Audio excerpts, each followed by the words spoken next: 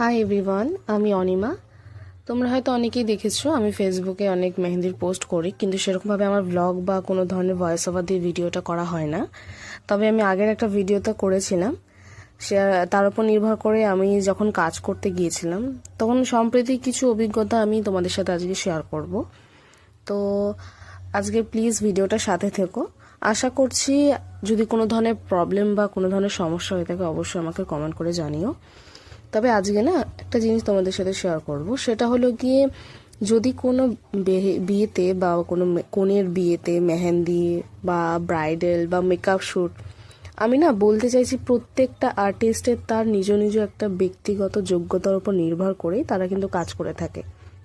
তো তার তার উপর নির্ভর করে আমরা কখনো এটা বলতে পারি না যে সেখানে নেইল আর্টিস্টের দাম কম বা মেহেন্দি আর্টিস্টের দাম কম বা মেকআপ আর্টিস্টের দাম কম। আমরা এখানে কোনো আর্টিস্টকেই আমরা ছোট হিসেবে দেখাটা আমাদের উচিত নয়।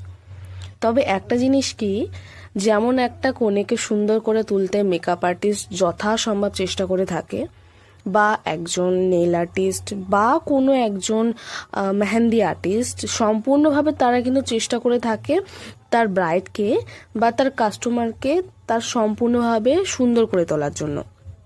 বা কোনো আর্টিস্টই কিন্তু চায় না যে আপনাকে যেই পরিমাণে পেমেন্ট করেছে সেই পেমেন্ট অনুযায়ী কাজ করানোর জন্য, কখনোই কিন্তু এটা কোনো আর্টিস্টই চায় না।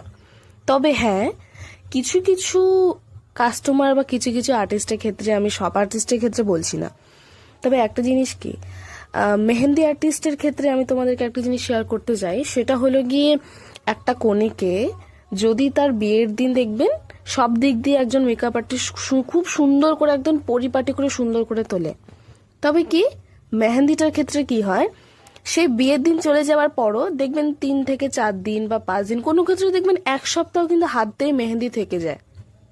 তবে সেই মেহেন্দিটার ক্ষেত্রে কি হয় জানেন তো, তাকে দেখে মনে হয় যে হ্যাঁ না, সে এখনো নতুন একটা কোণে কোণে, তার একটা ফিলিংস, তাকে তার হাত দেখলেই মনে হয় অন্য একজনের কথা বলছি না, যার বিয়ে সেই তো সেই হাত দেখেই বুঝতে পারবে যে না আমার হাতটা এখনো ভালো লাগছে। মানে মেহেন্দিটা তার বিয়ের যেই ফুলটা বা বিয়ের যেই আনন্দটা সেটা ধরে রাখে তার হাতের মাধ্যমেই মেহেন্দির রং হিসেবে।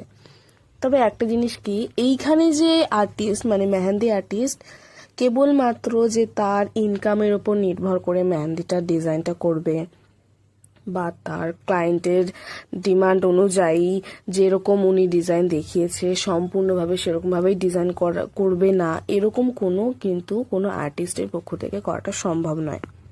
প্রত্যেকটা মেহেন্দি আর্টিস্টই তার নিজ